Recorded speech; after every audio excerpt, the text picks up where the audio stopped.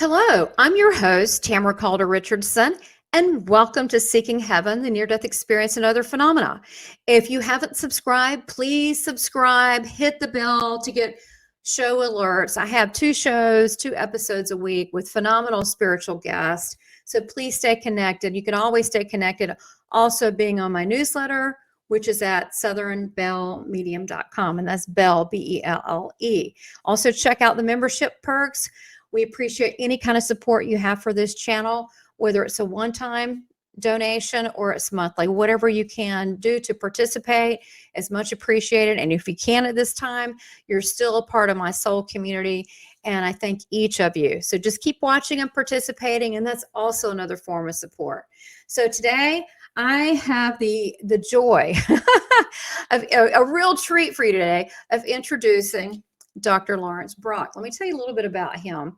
He had a near-death experience in 1976, which was a tragic car wreck. He was later, and he's going to tell us about his story, he was later put in he was in an induced coma for 3 days, which is really interesting. So was I. I was like, this is crazy. And when he also was with Jesus, so was I. And he came back with amazing abilities. And we're going to talk about the after effects of NDEs and how it affected him, and how NDErs like myself, we have to decide how we want to use these things many times. And he has a beautiful healing spiritual practice. I want to tell you a little bit about his background. He's going to tell you about the NDE himself, before the actual NDE and afterwards. And we're going to talk about the after effects. But for 35 years now, he has had his own spiritual practice as a counselor and energy healer, as well as a spiritual intuit.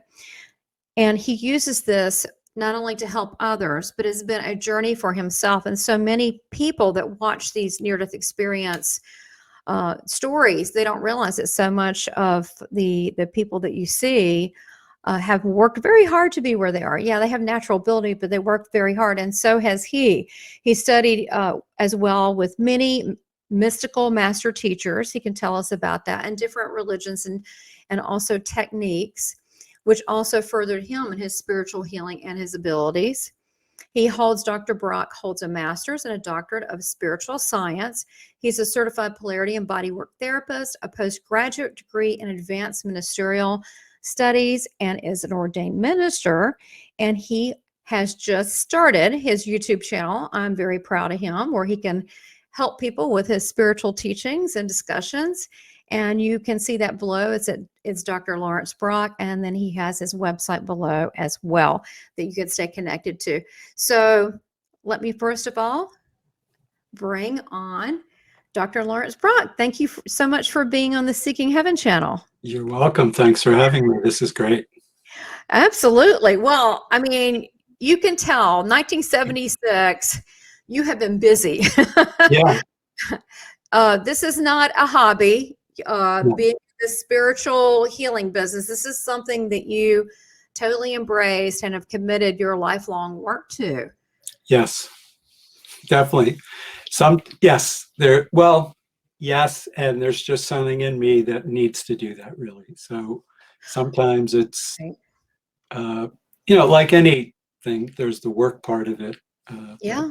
I do love it. And especially when the spirit comes in and someone gets better, whether it's emotionally, physically, mentally, it is just the greatest joy. And there's something in me that opens up, and it is like, thank God, thank God that I do this.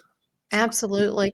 And before we get too far into like your NDE, we Yeah. were talking pre-show, and you said, well, I was a little bit open, a little bit spiritually, you said naive. I was a little bit kind of open to things beforehand.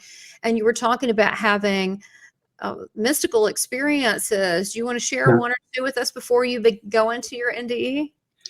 Yes. Part of it was, it just wasn't the normal thing. So I didn't know what to make of a lot of it. But even when I was very young, there were like little spiritual beings around me that would kind of talk to me. And, I just you couldn't talk to people about it. So I guess a big thing happened when I was a late teenager, I saw my grandfather in a movie theater, and there was no denying that was him. In the way of seeing these other kind of beings, it would be easy to think it's just something in my imagination, but when I see someone that was really my grandfather, that was no denying it. And there are things I always seem to know about people, and I remember I had some struggles as a teenager, and I was in therapy for a while, and I said to the therapist, you know that yellow light you see around people sometimes and their face kind of changes? And he looked at me. Again, I just thought everyone had some of those experiences, but That's awesome. He looked at me like I was crazy. No, that's my world. That's the world I live in. And so I totally dig it. You're right, though. When you're younger, and I had a lot of NDEs as a child, you really can't speak about these things. At least you knew, hey, I better keep this to myself. But guess what? Now you're a full-grown adult, and you can tell the world about these wonderful experiences. And it's kind of a cool thing now, so that helps. It is cool. Yeah, because you're owning your power. So I'm curious. So when you saw your granddad in the movie theater, were you sitting down and you go, oh, there he is? Or, oh, he sort of looks like my granddad. How did that happen? I was in the movie theater sitting like in the 10th row on the right side, facing the theater. And I saw this man sitting in the front row in the center from the back. And my grandfather was a very big guy, very tall. He had a haircut similar to mine, which nowadays a lot of people do back then. And he always wore this super nice suit. And I was curious, so I walked around the front and it was him, no denying it. He would always wear a cowboy hat and cowboy boots. The cowboy hat was in the seat next to him, and he was there. And I mean, it was definitely him. And I was with my brother. I said, did you see Pop in the front row? And he just said no. And I'm surprised he didn't even act like, what, are you crazy? He just said no, and we left. And I didn't think about it for many years. He was probably used to you talking like that, even though you were trying to cover it up. But he knew you how you were already. So you saw him as a solid. Somewhat. You saw your granddad as a solid. Yeah, he looked like a real person. Yes, definitely. Now, did he acknowledge you? Did you make eye contact? And if you did, what happened? I didn't make eye contact. I mean, I looked right at him. I don't remember him really making eye contact with me. But when I see, even now when I connect to him, there's just this very warm, loving energy. And as I mentioned to you, he passed away when I was away. And my parents didn't tell me till I came back, so I didn't get to see him. He kind of died out of nowhere. I didn't know he had health issues to that point. And so he came to say goodbye to me. And he was also very abundant, very lucky financially. So when I'm connecting to abundant energy, he really comes in and supports me. Like he's very present right now, which doesn't always happen, but yeah, he is. It's funny because I'm sitting here and he's just it's funny because my relatives, your relatives, they know all about each other just by thought very quickly. So he started talking to me about this show I've been watching called Yellowstone. It's a good show. And then he's talking about grits, and then he's talking about Texas Pete. I don't know what that's about, and about the lasso. So, it's funny. He's got this kind of bigger than life, very friendly, loving personality. But the fact that you early on had tendencies where you were connected to spirit, and I think that I'm not saying that anyone can have a near-death experience, and some people maybe aren't spiritually aware, and then they become spiritually aware, but it sounds like you were already ahead of the game a little bit. I get, yes, I wasn't even aware. I didn't come to that conclusion inside of me. Even now, when I know things, part of me is like surprised that I know, like, oh yeah, no. And sometimes people listen to me, rightly so. And now I can say to clients, just trust me. And they go, I do. But part of me is even surprised about that, because like, who am I to tell people? But I even said to you, I always suggest, sometimes I say things to clients nonchalantly, and then something goes wrong in their life. I go, well, just try to remember when I say something, I know I'm saying it like we're talking socially, but I'm always, kind of bringing that information in. That's a good point. And I say in a sort of funny way, just I'm always right. Because when I'm working, what I see is what I see. I don't always get the exact right words, but in the spirit of it.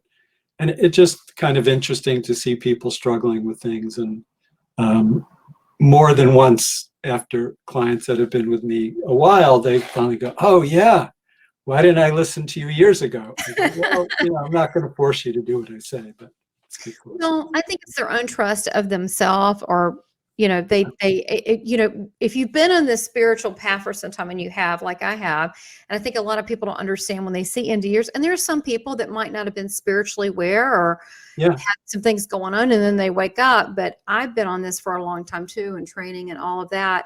I think that people that haven't, they don't understand the trust level to trust spirit, the divine source.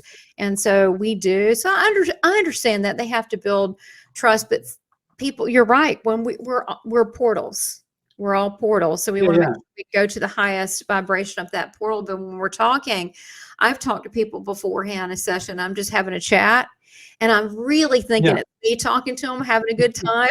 You know where I'm going.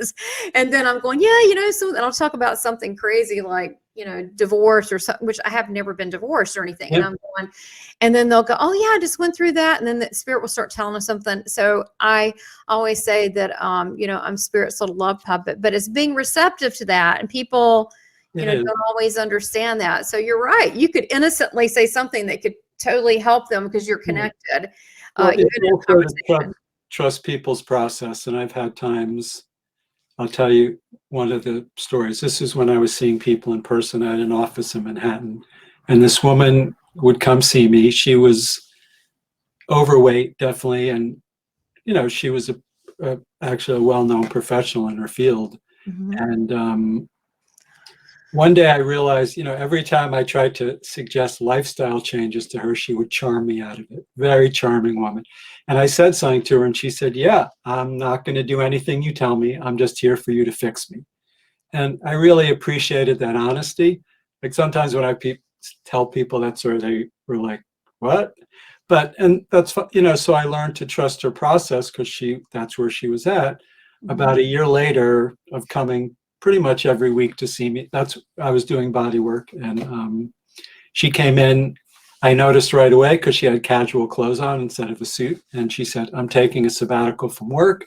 Now I'm going to do everything you told me to do." And she did. She changed her life. She changed her diet. She went swimming every day. She started meditating.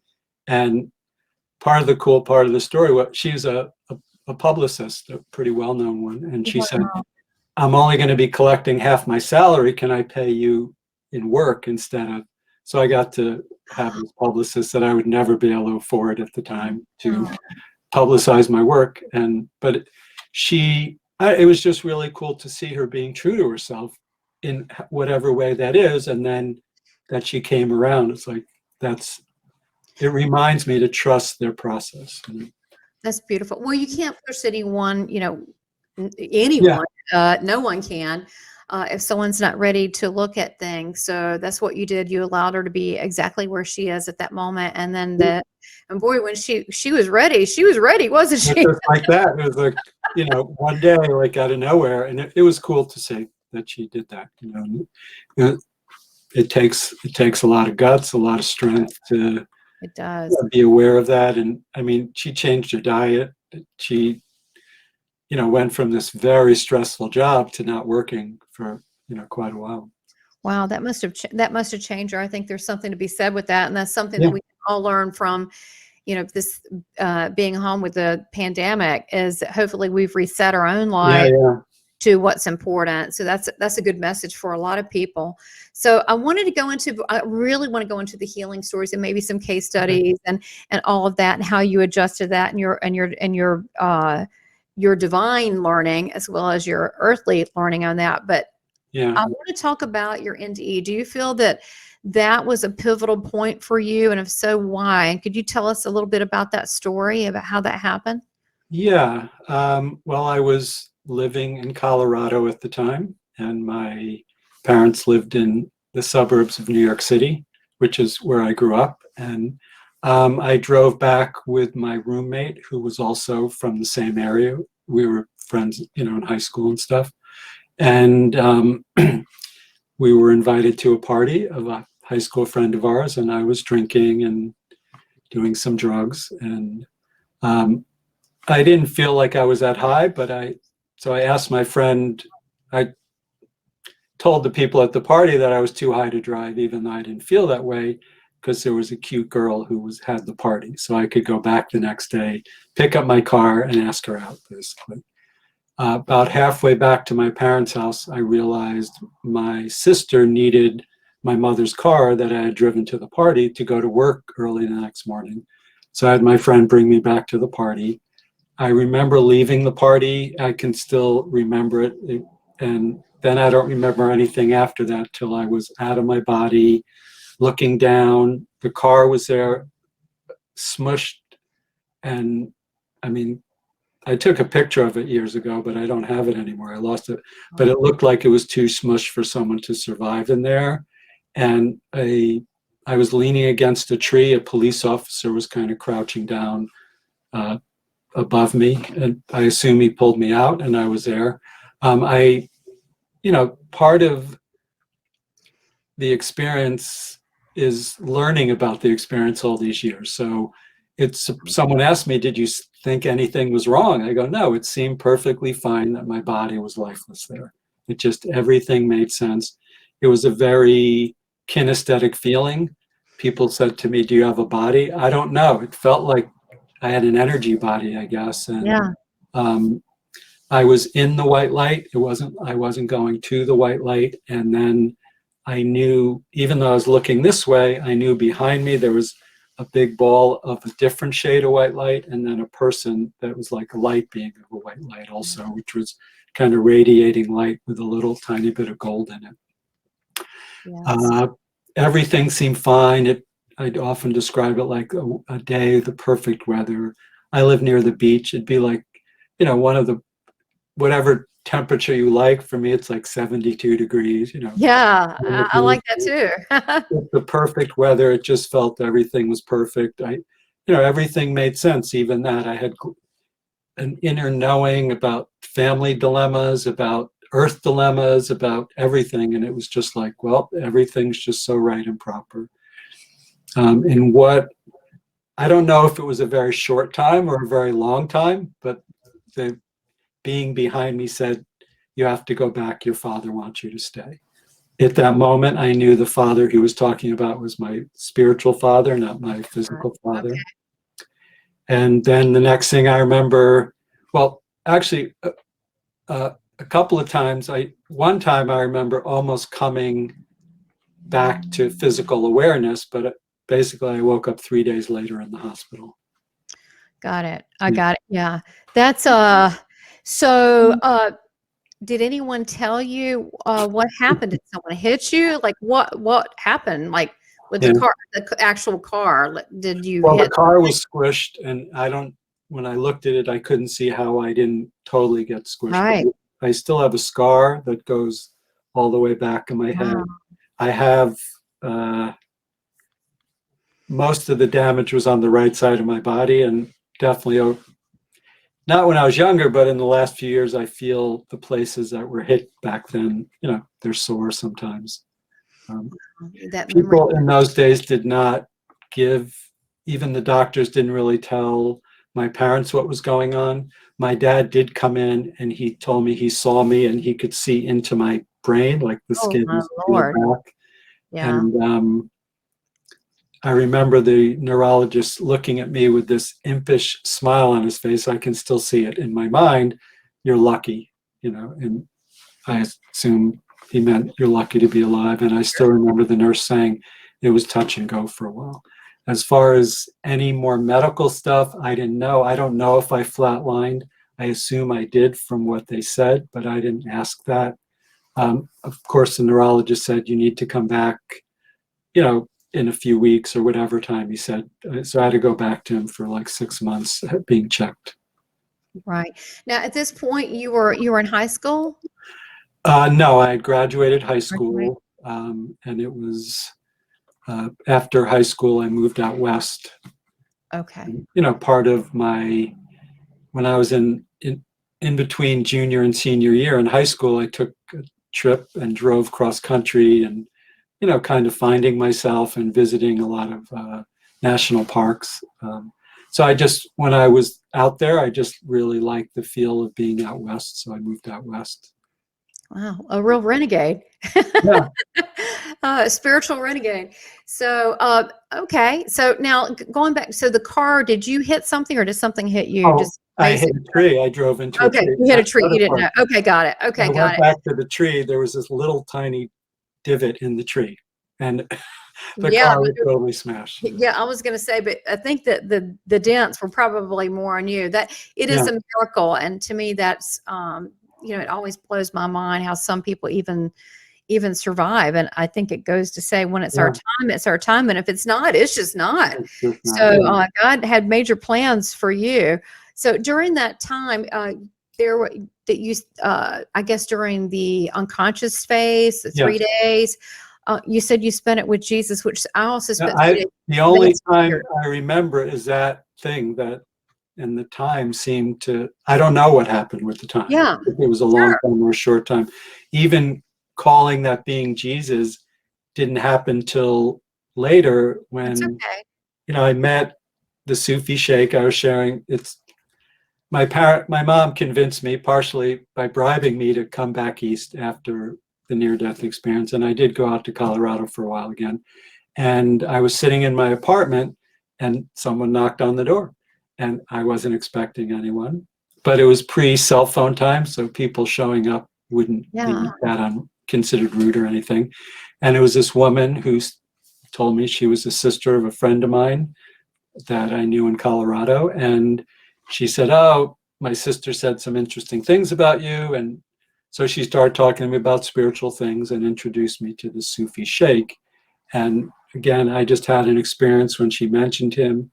I met him. He started, even though he was Islamic and I was born in a Jewish family, he started talking to me about Mary and Jesus.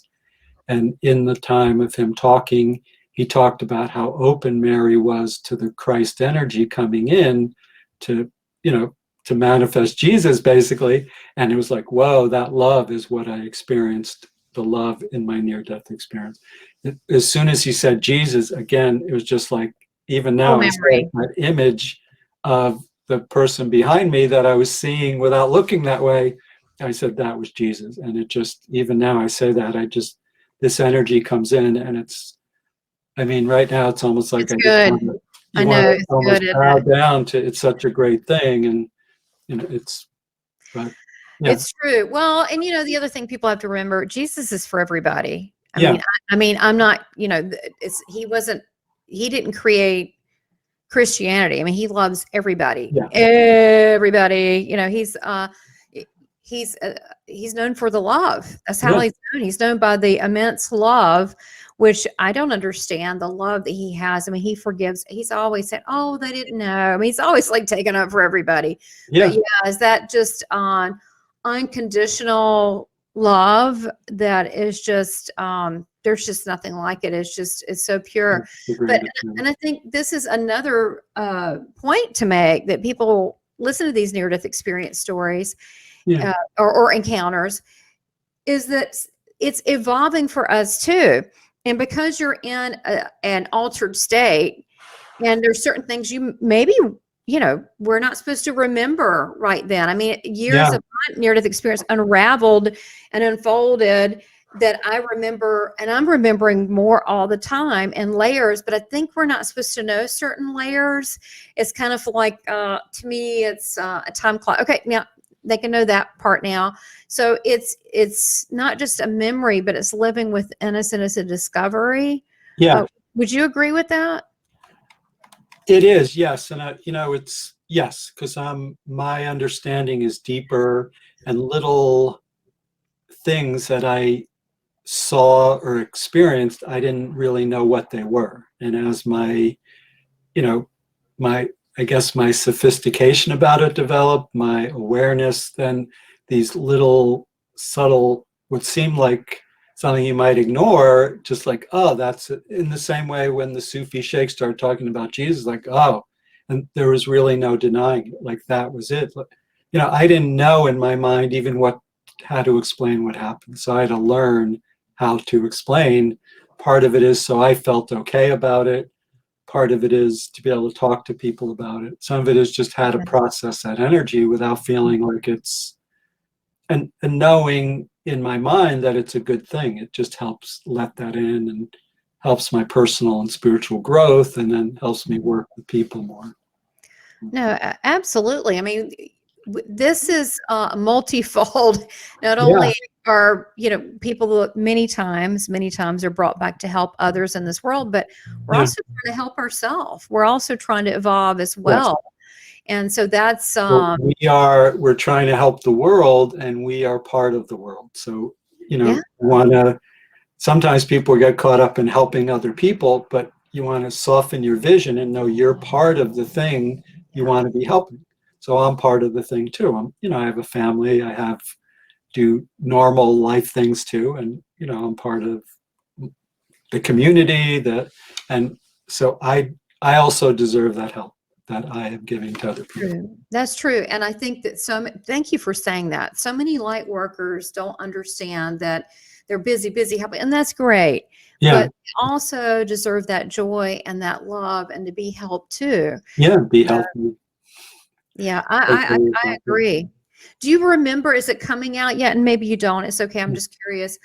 Some of the things or the feelings that you got other than just the love, but are you starting to recall, or have you any of the things that Christ told you during that unconscious state? I don't. Sometimes I wonder about that and try to, but someone, you know, I do post things online, and someone asked, did you see any of your relatives? And I said, no, but I see them all the time now. So when you're asking, You made up for it. Right, what Jesus said, it's like, well, Jesus has said many, many things to me since then. So I don't even, I mean, I'm curious because I wonder, but really the part is, well, what's now? And how can I be of service? And as soon as I even say that, that energy comes in, it's like, oh, that's the thing. So it is, you know, in the spirit, everything's now. So when you come to now, then it's like, oh, was that different than now? It's like, I don't know, because this is now. And this is how I can help people. And this is how it serves me. And my being in that place actually serves God. And that so we want love, but God wants love too. And it's like this connection, and it's good for everybody. And then it's like, well, do I need to know what happened back then? Once in a while I get curious about it, and I ask if I can know that. But so far, and I've asked other people too, and no one. So like you're saying, sometimes you're not supposed to know certain things, and you don't trust that. I think that what you said is also sacred. Yeah. So God has a plan. He has a plan. And I say he, she, let's don't get hung up on all that source, but we know what we're talking about. Father, Mother, God. The Mother, Father, yes. And there is definitely a plan for all of us, but I think things are sacred sometimes that are given to us, whether they're dreams or in a near-death experience state. And trust me, we're all going to have that life review where we're all going to know, and it's all going to be exposed, and we'll fully be aware of all of it. But would it change what we're doing right now? No, I think we're all exactly where we should be. Jesus told me, he said, and he talks to me a lot now. And I didn't come from a necessarily really religious, my parents, we didn't talk about these things, but I knew who he was because of my grandmother. But he comes through to me as just like a really, really good friend. He says, I'm your teacher. No, I'm your master teacher. I was like, okay, you know, it's me now. No, you've trained it. It's me. I said, okay, then. And I said, well, I got a lot of questions. But he says that there are only moments and segments of time, meaning there is no time. There's time as we know it here, but time, I'm not even sold in the whole past life. I mean, are they lives? Yes. But are they simultaneous? Well, you know, are we in multiple places? They're a part of us in different lifetimes going on now. And I think life is just so much bigger than we can ever imagine. So it really comes back to the one ingredient to me is the love that we have for each other. That's why it's so important to have a world of love and harmony and peace. I mean, in one way, everything's now, but in our physical body, there's time. So, when people say, some people ask me, can you, reincarnate into the future? There's part of it that it's almost, you couldn't quite understand that. But so sometimes I'm working with people, almost always there's past life patterns to clear. And whether they're now or in the past, one way doesn't matter. When part of naming it helps to clear the pattern. Sometimes there are things from the future that you clear. So it's not that usual, but once in a while that happens. And we could debate all this stuff. It's kind of like how many angels can stand on the head of a pin. An infinite amount can, because they're just there. Right. Absolutely. And some of the concepts I'm told, I'm like, okay, I'm human. I don't fully understand that. So I'm like, you don't have to. Everywhere and nowhere, and angels are infinite. Okay.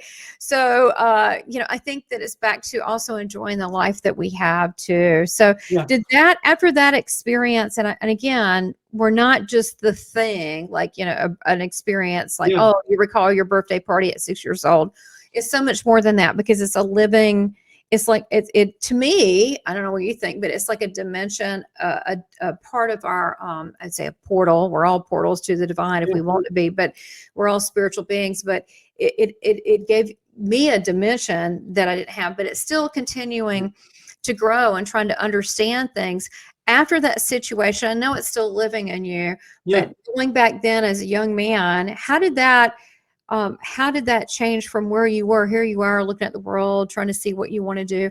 How did that experience, because you said you had to go back and forth to the hospital 6 months.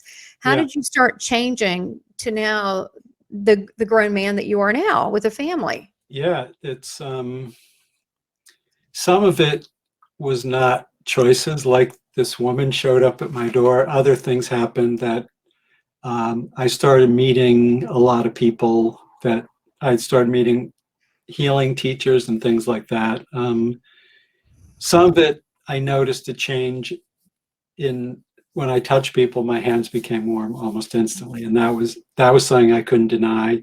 Just the sense of that part of the love that I experienced.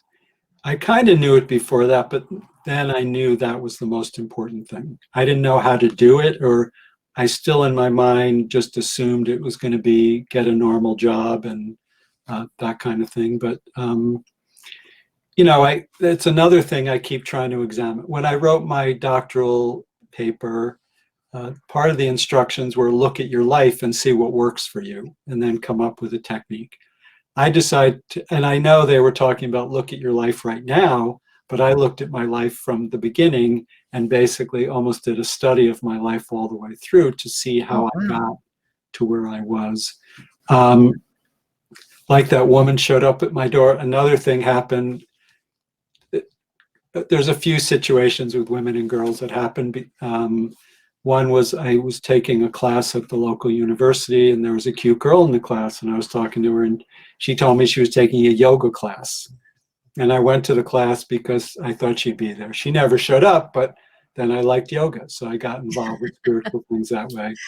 Just a lot of things like that happened that, and part of me thinks, like, get with the program here. And so I'm looking, I think these things are presented to us everywhere. Everything in our life, outside of us, everything inside of us, and it is just pay attention to it, and then we're guided in that way. So, but I noticed those things, and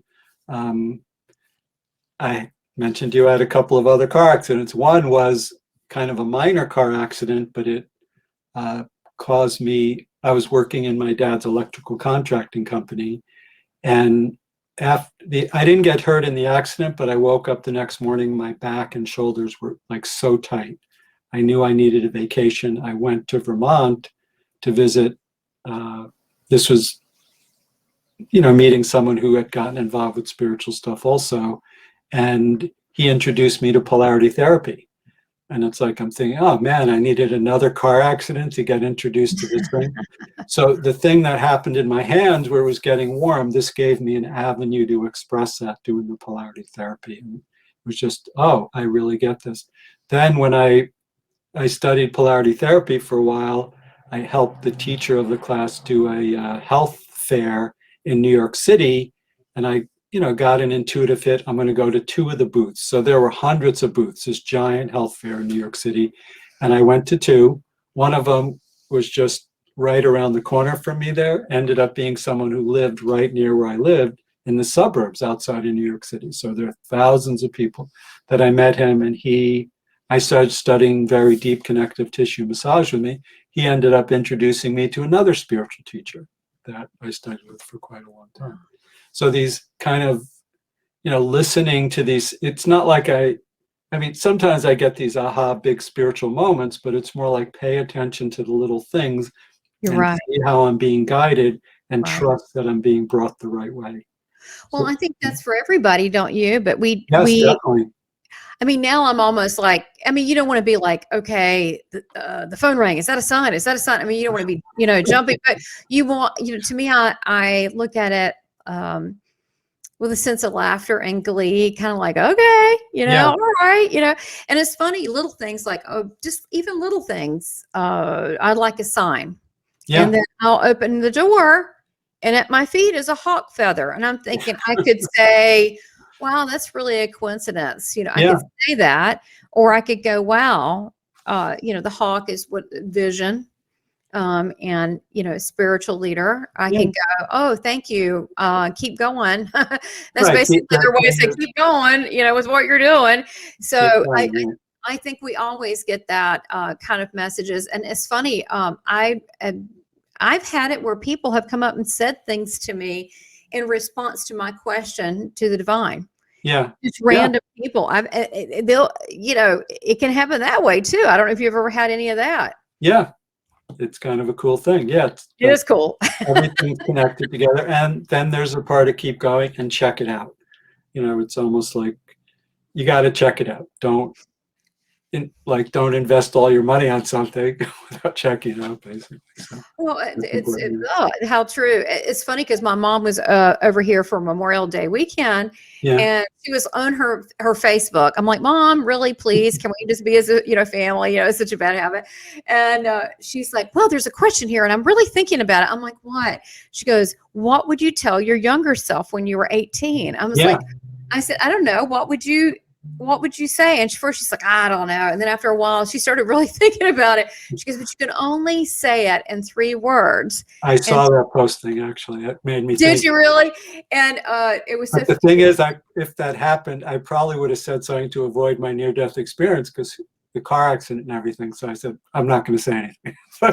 Yeah. And it's funny because then we started really getting into a conversation. What would you change? She goes, I wouldn't change anything. She goes, I could say, keep legs crossed, because she had me to 18. And I was like, God, Mom. She goes, no. She goes, right. Yeah. I don't regret anything. And I was like, if I had something to say, I would just say, keep on going. Yeah. Right? And that's what it's about. Just keep on going. Love yourself and trust yourself and know that you're good. Those are very important things. Oh, absolutely. Yeah. So now this healing, I want to talk about how you embrace that, because so many and the after effects. Let's describe after effects. So when someone, it doesn't have to be, but generally if someone has they call it a white light near-death experience, meaning they just didn't stay in the hospital room, but they actually have some otherworldly thing, right? That which could be relatives, it could be, some kind of mystical experience in another realm, so to speak, that they can't quite understand. They usually will come back with some type of after effects. It could be they come back and play different musical instruments. I've heard that one. I've heard numbers where they're like a Rain Man with numbers. Yeah. Didn't happen to me. That one did not happen to me. And then some will come back that like, myself, seeing, communicating with spirit, different realms and so forth. And then, but what I'm saying is so many of us come back with multiple things, but then we have to pick, because I know you're very, you also have mediumistic, abilities too. And of course we're both connected, which is really cool, because if we're all connected to the divine, it's like watching a movie. You'll get, the scene with the sports car, and I'll get the scene where they're in the restaurant, but it's all part of the same movie, but we have to pick and choose how we're going to use these gifts, which is Yes. not really easy. And it's not to say that I've been in a, on stage or reading session and there's healings going on, or that you've been doing healings and you're getting a message from their granddad or their sister, brother, or what have you. And sometimes they work in tandem, but explain how you started coming into your gifts and seeing it as a gift. Again, it was the thing that was first most natural to me was doing hands-on healing. And I did know things about people, but it was definitely always toward healing. So when you're saying, right, if any master, Jesus, Buddha, Abraham, from whatever tradition comes in, it's always in line with healing or spiritual growth or spiritual unfoldment. And to me, those are all kind of the same thing. So I started with hands-on stuff, and it developed from there. Either there was always a part of discovering myself more that was part of it. Sometimes I would have a friend who had a certain illness that needed, or a client would come to me, so I'd start exploring in my intention a different area, and then that would start to open up. So for me, part of it is don't narrow it down. Like sometimes people ask me to tell the future, and I've learned not to do that. Sometimes I see the future, but I've learned in general, it's best not to tell people. And a similar thing I told you with that woman who decided she wasn't going to listen to anything I've said. I have certain experiences where I told people something I see, and they were selectively listening, because I normally would do that to tell them to try to avoid something, and they, because I knew there was part of the situation they really wanted, like there was a woman who wanted to meet someone. And I said, you're going to meet this extremely handsome man. He wears glasses. And I tried to tell her, stay away from this guy. Okay. And she couldn't hear the part stay away, because all she could hear is, I'm going to meet someone. Extremely handsome man with glasses. So, and she met this guy, and I said to her, does he wear glasses? She said, no. I knew it was him, but a few weeks later, she said, he does wear glasses. He just wouldn't put them on in front of me when we first met. And so she ended up getting in this karmic entanglement with this guy. And he didn't hit her or anything like that, but he would cheat on her and do drugs and stuff. So that was part of my lesson of don't, telling people the future influences them instead of letting them unfolding in that, in that way. So. I agree. And the other thing is too, I have personally an aversion to the word, tell the future, fortune telling. That seems really creepy. And in truth, we all have different options. It depends if it's a normal conversation. I say there's some options coming up for you. Yeah. There was one in particular, totally. It was something simple like, you really love doing the pet. I mean, even though I'm a medium, but I also get just also in this physical universe too. And so I said, you're looking at doing, the helping the pets and whatever.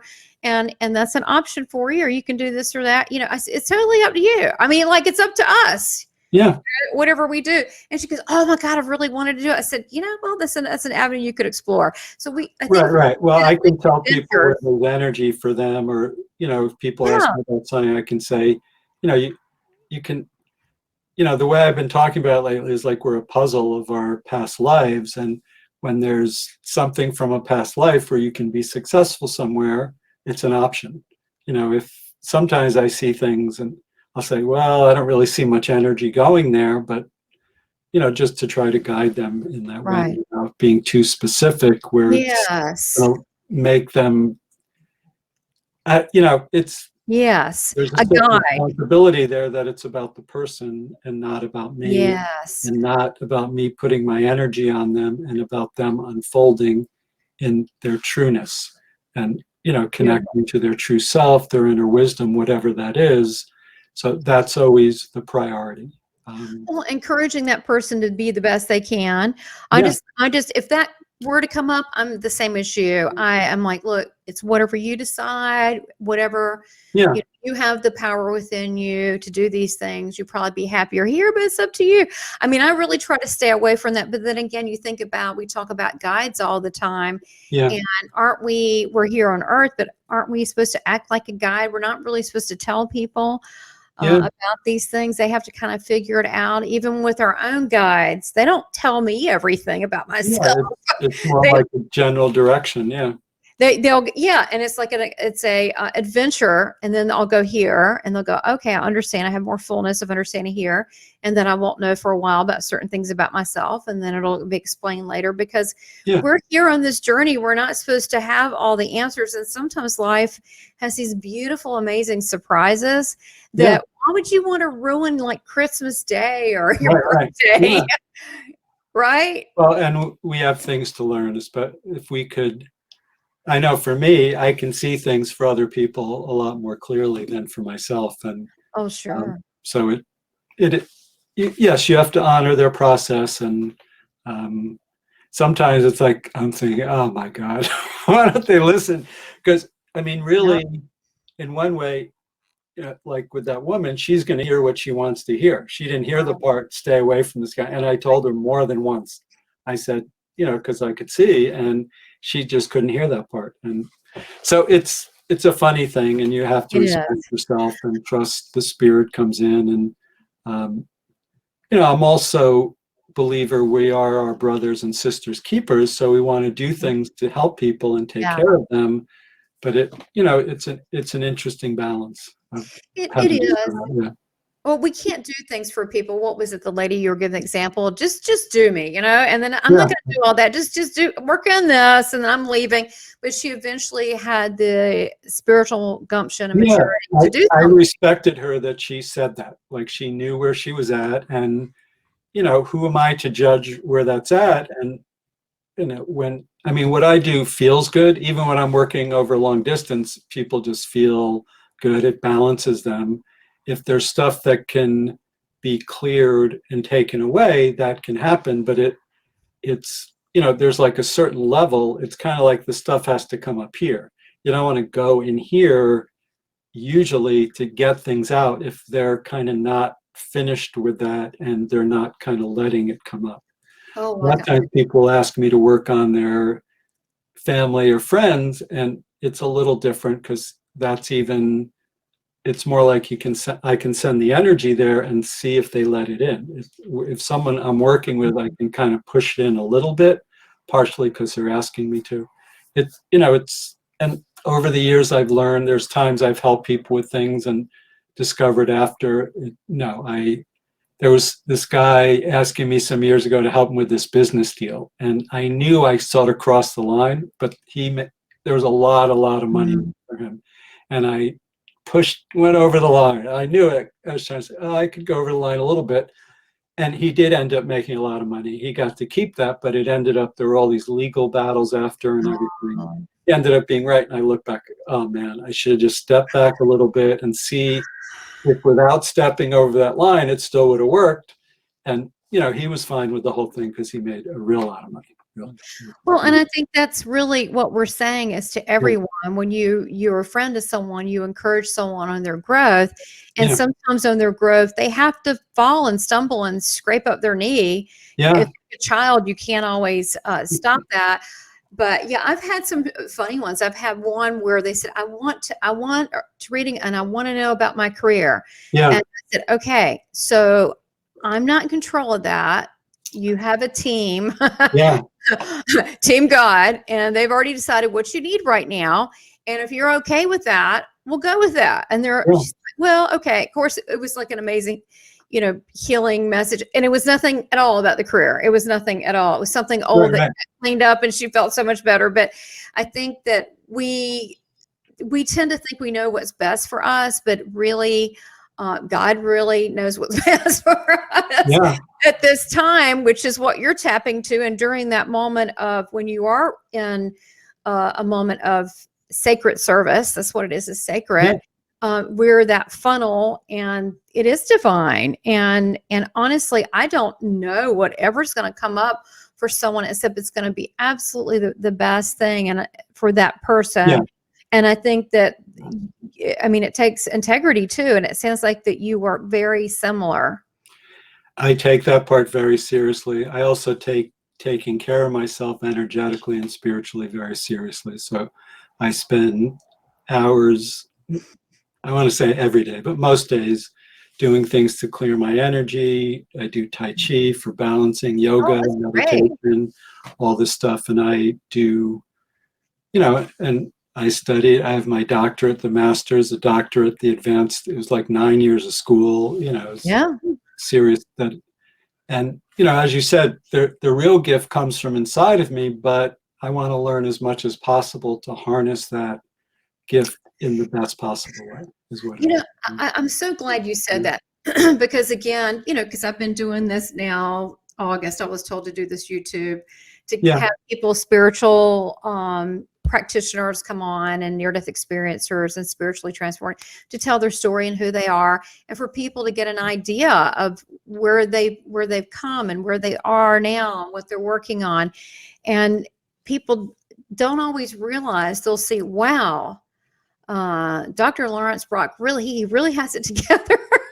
They don't. This is like a whole. Always feel that way, yeah, you're right. It's like a whole lifetime study, and it's also interesting that it sounds like that you weren't exactly a perfect person, and neither was I. And I think that when you have real life experiences, you're more compassionate toward people and their place that they are. And it's strange. I really don't judge people, because I have passion wherever they are, because I just don't. I don't judge. I really hate seeing people, especially in emotional pain, but it's up to them, of course, to want to get through that. But that you trained and you studied. But to me, it's even more than that. It's a commitment. When I went back and decided to train 8 years as an evidential medium, I prayed about it a lot. I'm like, the very thing. I don't want anybody to know about this. And then I heard from Jesus go, it's really just not about you. I was like, ouch. I was like, ouch. And he said it like that. Like, he says funny things to me. And I'm like, okay, good point. Well, in one way it's not, but it's about you as much, but it's about everyone. It's about everyone. Rather than it, I like to look at, instead of it not being about me, it's about me and everyone. So it's not everyone. So it's that. Well, and it's true. A lot of light workers don't realize that they're part of that growth too. And it's been a journey for me. But I think that extra training and years is to say, I'm committed to doing this at the best quality that I know how, even though you had this natural ability, and like you said, your hands would get warm and vibrate, which a lot of healers do, but you didn't. You took it even further because you wanted to know more about it and be more knowledgeable. I've learned also that spirit will meet you. So if you're sitting here, well, even though that woman showed up, but usually you have to take some action for spirit to let spirit know you're really serious about it. And then so you take some action, and then spirit comes in and supports you.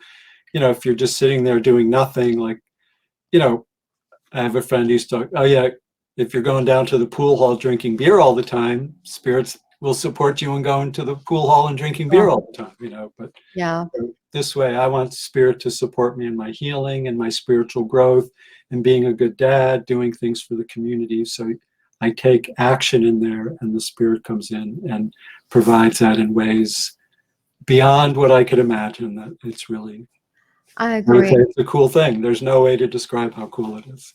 Well, and look at this. You just, out of faith, you created the YouTube channel recently. Actually, I've had it for a few years, but. Oh, okay. Well, all right. We'll just pretend like it just happened.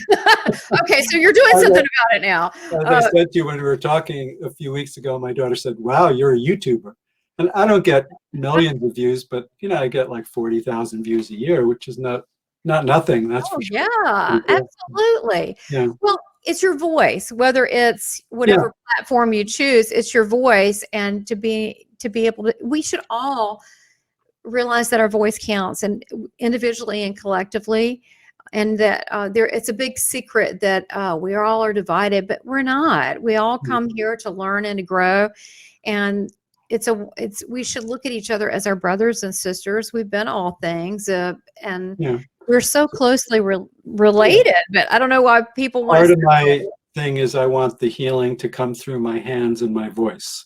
So part of it is, and a lot of people say this, when they watch the video, sometimes there are videos of interviews or there's meditations or the techniques that I encourage my clients to do, they're all there, but the energy can come through that also, and does a lot, where people say these things and it's like, oh, I listened to your thing and I was, had a healing take place. So, and I do charge for what I do in the one-on-one sessions, and I do want to make it available to people outside of that. I think it's very important to charge for one-on-one sessions, and I'm always a little suspicious when people don't do that, because it ends up causing an imbalance, and really the person needs to, it's like that's their way to be doing it for themselves, is by paying for it. So I think that's important. But the YouTube's there and the energy comes through the voice. It's just, even when I'm thinking about it, I love it so much.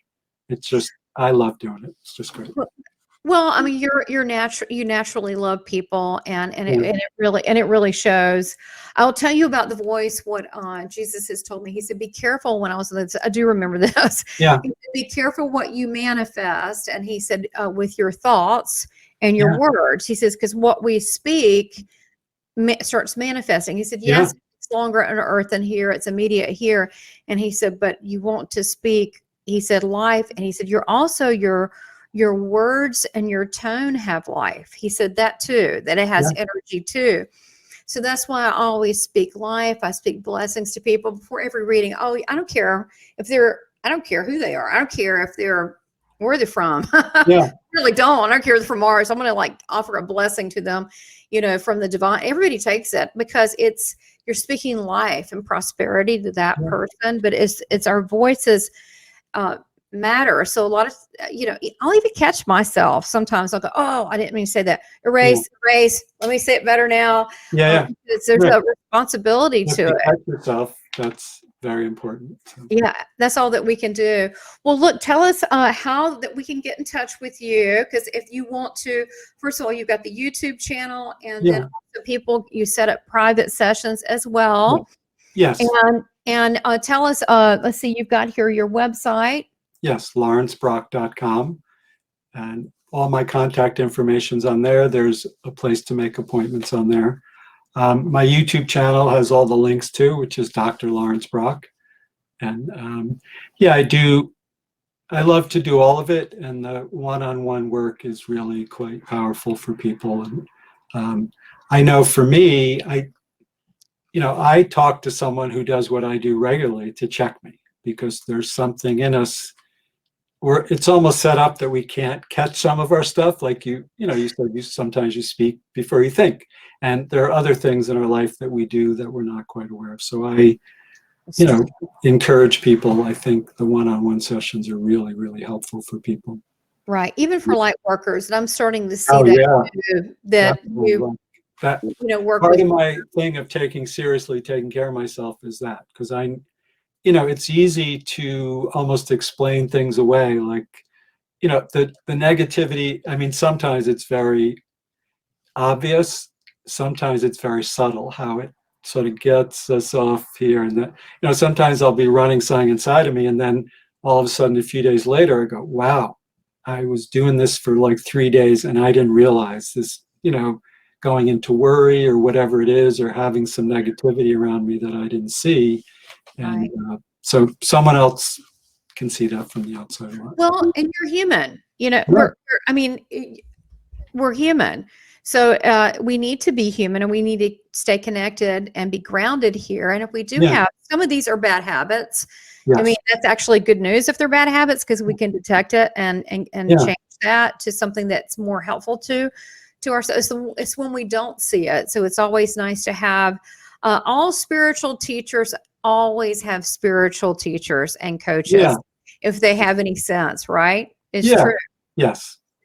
You got to take care of yourself. So the thing you're giving to people, it's good to receive. And so, the nice part about the work is sometimes when we're working, we're receiving healings right at that time, but there's the part of, just relax and let yourself be taken care of. So it's the part of receiving. Right. It's a cycle of giving and receiving. If you're just always giving, that's not a good thing. Right.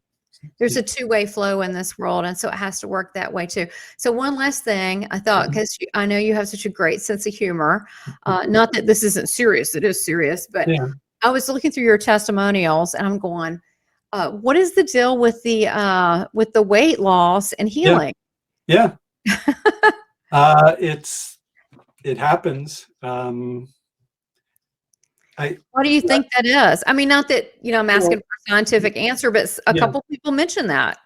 It is. I think when we're using so fat is energy, and when we're using our energy properly, when our energy field is healthy, it's protecting us. So sometimes people put on weight for protection, and they're just learning how to use their energy better. Sometimes when I'm working, dietary things will come up. It's funny because I thought of someone who's mentioned a number of times more about their partner than them, and they keep saying, "Oh, we don't eat very much," and I just realized, that they're not losing weight because they're not eating enough, and their body doesn't want to let it go. Sure. So, yeah, I think when you're using your energy properly, your body's using the fat for energy properly. I guess that would be. Well, that definitely makes sense. And There's also, also sometimes karma from other lifetimes where I was going to ask you either that. they were maybe too sexual and they don't want to do that this lifetime, or they had extra weight in those other lifetimes. To stop it. Yeah. For reasons for that. Well, and a lot of people that have been abused sometimes will do that as a stay away factor. So you're dealing with the healing on a soul level. I like to think, yes, the underlying spiritual causes of things, which is what I kind of go for. And a part of educating myself a lot is it could be anything. When I work with people with physical illnesses, I do go online and search them because the imbalance could be cellular. It could be, we have all these energy bodies, but if it's a physical thing, sometimes putting the spiritual energy directly into that will clear the other parts. Usually clear something in the energy field or from another lifetime, that's more of the underlying cause, but sometimes it is on the physical level. If the disease has been there for a while, you need to do something to get that, because it could have already caused physical damage. So you need to go there. But it's like we're looking for what is the thing that will clear it? What is the door that opens up this energy to come in and opens up the person's path to connect to this vision of them that's healthy and whole? And it can be anything, in our mind trying to be logical about it's like, well, don't do that. It's like, look to see where the energy is, look to see where the healing takes place. And it could be, something so like, oh, some flower you smelled when you were 5 years old, or, it's hard to think. When I was in school, we had this book of things to clear, and it was divided into like little chapters of a few pages. And what I decided to do, and we would test to see which first, like there'd be a chapter and then like 10 subchapters in there. So you would test to see which chapter and then which subchapter. I decided to do it page by page. And it was interesting because it was taking out the preconceived idea of how things are connected and just going for that part of clearing. Our mind wants it to make sense, but it doesn't always. So the more you know, the more you can check to see. But there's also the part of, well, hold back what you know, because sometimes you just get the information intuitively. Yeah. And you kind of need to meet spirit there. If I'm not going to educate myself at all, spirit's going to say, okay, you don't have to know anything. But so when I educate myself, spirit comes in, it helps. It's just the more there is, the more you know, the better it is, usually. Well, and sometimes I get that. Sometimes, people will say, usually I don't want to know anything, but at the end, maybe they'll say something. And as they're talking, spirit's responding like, yeah, we've already gone through that. Tell them they need to drink some apple cider so-and-so. And then I'm going like, you need it. Or what's funny, just, a humorous thing. as I've gotten animals that have worms, and I'll say, "Oh, they spirits," and they'll tell them what to put their animal Yeah. on. So, I mean, it's amazing. I really do think God wants us all to be happy and Yeah. not to be suffering in these bodies as much as we can, and to really enjoy the time that we're here. And I'm so glad that you've come out and you do this professionally. I've been doing it 35 years, Yeah. and now people know how to get in touch with you.